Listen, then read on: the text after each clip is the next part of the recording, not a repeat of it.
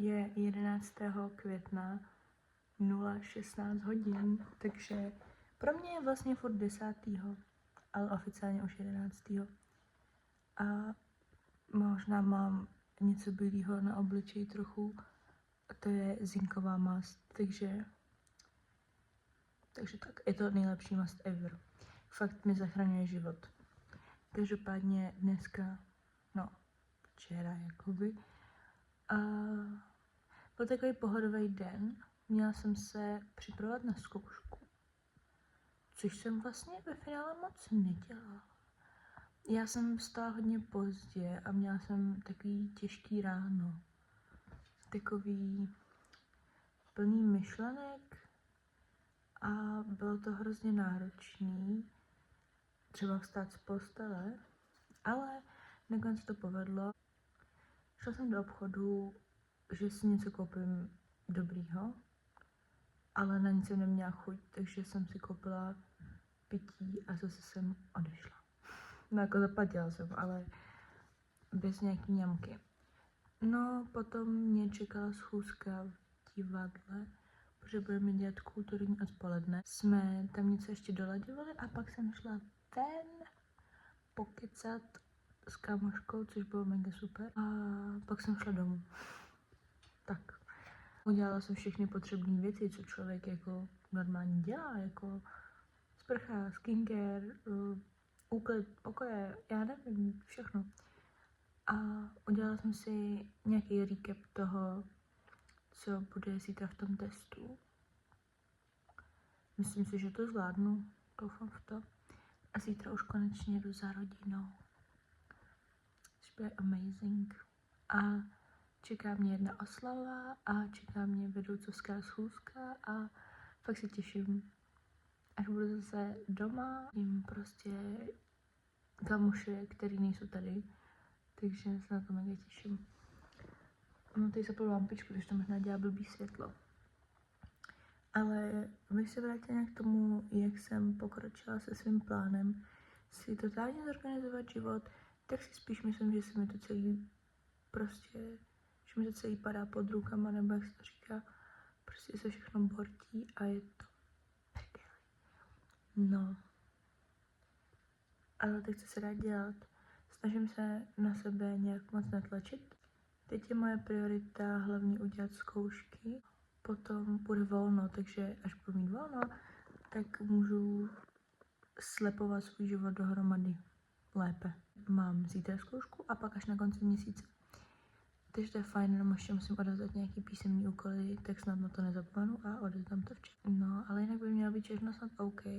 Dneska byl trošku jako psychicky náročnější den, bych řekla, že se vracely mi nějaký myšlenky a problémy, jako myšlenky na ty problémy, které jsem si myslela, že už mám trochu za sebou a asi ne.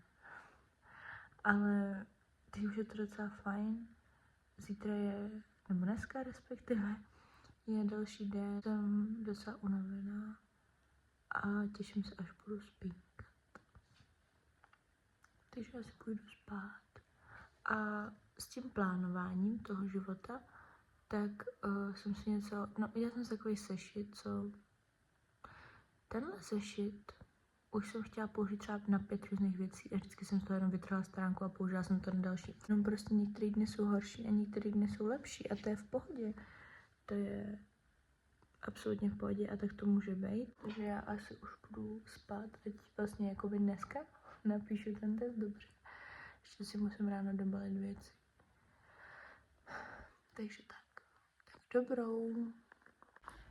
Dobré ráno, dneska je zase 11.5., akorát už jsem se vyspala a je asi 11 hodin a já mám dneska zkoušku za 3 hodiny. A nemám zbaleno, nemám nic.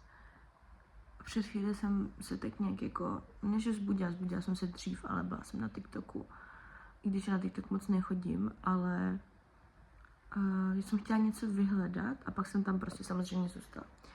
Ale venku prší a je strašně jako hezky, já to nedokážu popsat, ale v té posteli bylo úplně comfy, úplně jsem se po dlouhé době docela fajn vyspala tak jsem úplně radost, ale trošku si bojím, že nic nebudu stíhat.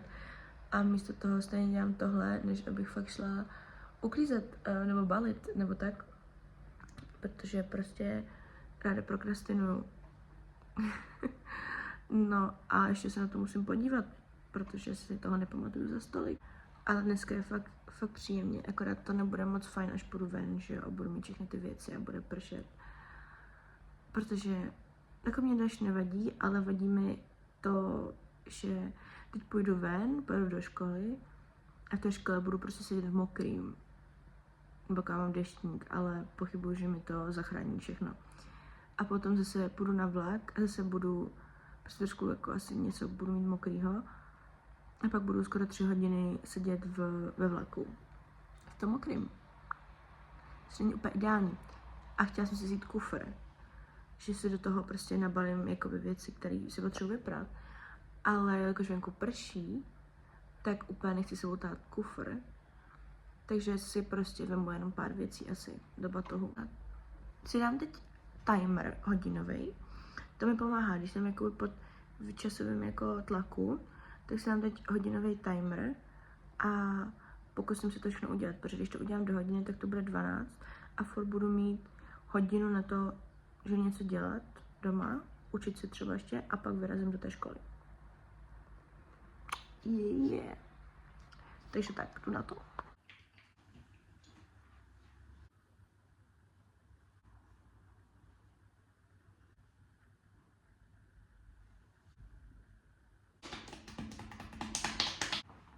Já jsem si zabálila všechny make-up. What should I do? Mám červenou nebo modrou řasenku? Modrou. Potřebuji hrozně pšíkat a to se mi vždycky děje, když si dávám řasenku.